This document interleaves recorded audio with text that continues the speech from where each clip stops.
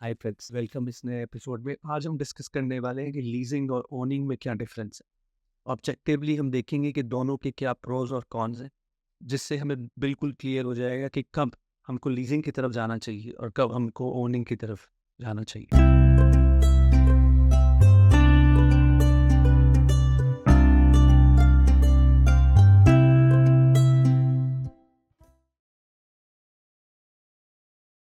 सबसे पहला बेनिफिट है प्रिडिक्टेबिलिटी। जब मैं लीज करता हूँ तो लीज का सबसे बड़ा बेनिफिट है कि मैं अपने बजट को प्रिडिक्ट कर सकता हूँ। अगर मैंने लीज $2800 पर मंथ पे चालू करी है तो मेरे को पता है कि मेरे पर मंथ आउटगोइंग कितना होगा। हाँ, जैसे जैसे आप आगे बढ़ोगे, बेस्ड ऑन ईयरली गवर्नमेंट के गाइडलाइंस, रेंटल कॉस्ट बढ़ सकती है, बट वो हमेशा 1.5 से 2%, 2.5%, इट्स वेरी पैलेटेबल, और उस अनुसार वो बढ़ेगी।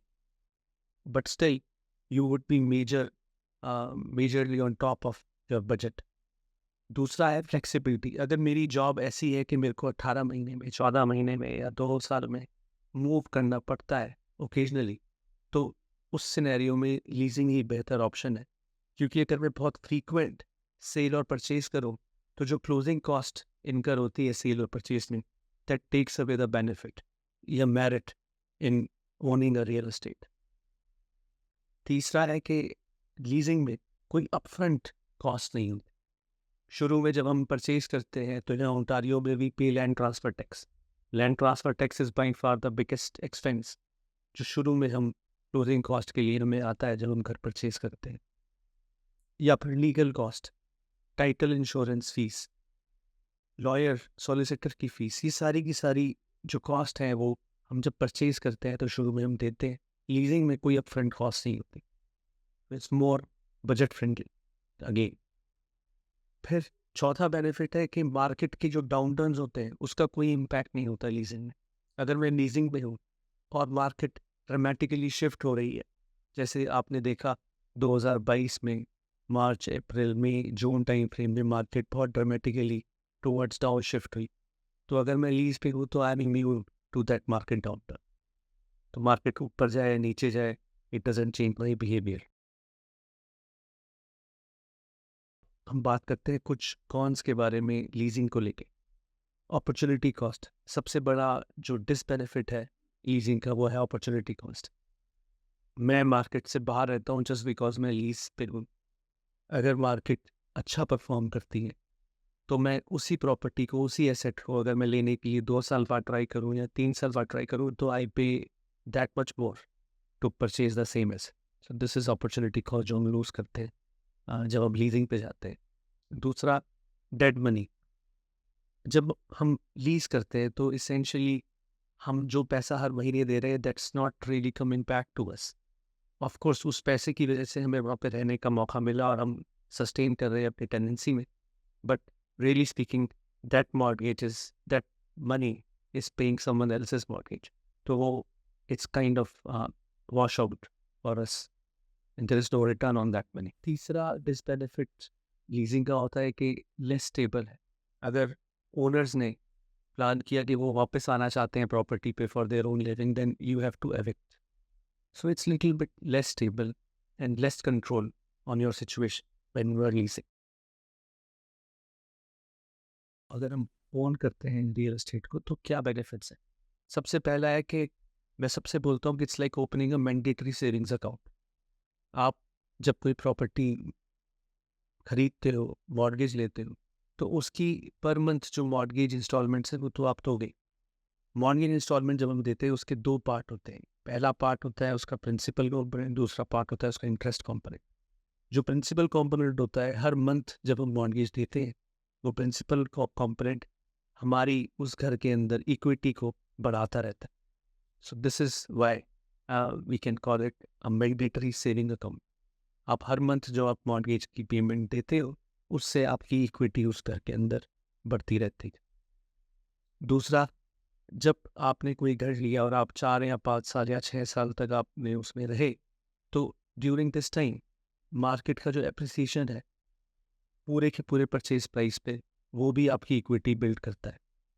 सो क्लियरली हर मंथ का प्रिंसिपल का रीपेमेंट का बिल्ड होना और मार्केट का based on the market property का अप्रिशिएट होना, दोनों तरीके से आपकी इक्विटी उस घर के अंदर बिल्ड होती है। दूसरा बेनिफिट है कि ये लेवरेज, जैसे हमने पिछले एपिसोड में भी डिस्कस किया, जब हम रियल एस्टेट ओन करते हैं तो वहाँ पे लेवरेज का कॉन्सेप्ट होता है, जिससे जो मैंने कंट्रीब्यूशन किया एज अ डाउन पेमेंट और परचेजिंग प्रॉपर्टी, और जो मैंने बैंक से लोन लिया, दोनों पे जो एप्रिसिएशन होता है, वो दोनों पे जो एप्रिसिएशन होता है वो मेरे को ही मिलता है।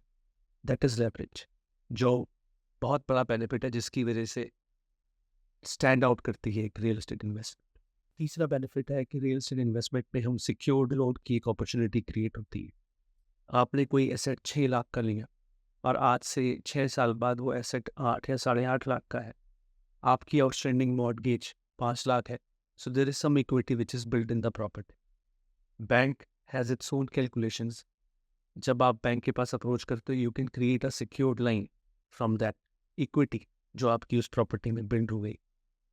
उस सिक्योर्ड लाइन से आप कुछ और इन्वेस्टमेंट कर सकते हो, या फिर जो आपकी ज़रूरत हो, जो आपकी नीड्स हो, एस्पिरेशंस हो फैमिली के, उन सबको पूरा कर सकते हो विद दैट सिक्योर्ड लाइन।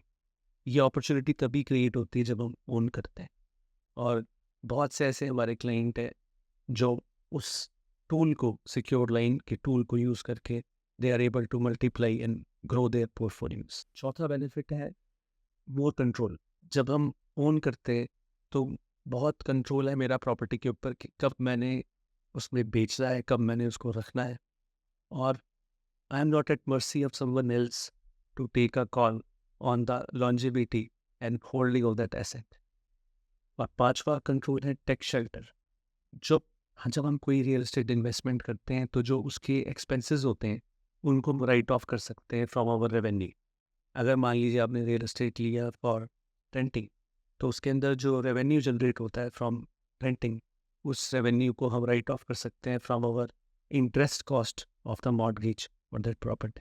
तो जो मैं इंटरेस्ट कंपोनेंट पे कर रहा हूँ हर मंथ अपनी मॉर्गेज में, वो राइट ऑफ हो सकता है from my revenue which is in the form of rents. या फिर मैंने कोई अपग्रेड्स किए, मैंने कोई एसी रिप्लेस किया, फर्नेस रिप्लेस की, या कोई रिपेयर या मेंटेनेंस का काम हुआ, वो सब चीज़ें भी मैं राइट ऑफ कर सकता हूँ based of course in discussion with your accountants on against my revenue जो मेरा जनरेट हुआ उस प्रॉपर्टी को लेके। एक और छठा बेनिफिट भी है इसमें, वो है कैपिटल गेन एग्जेम्पशन का क्लॉज।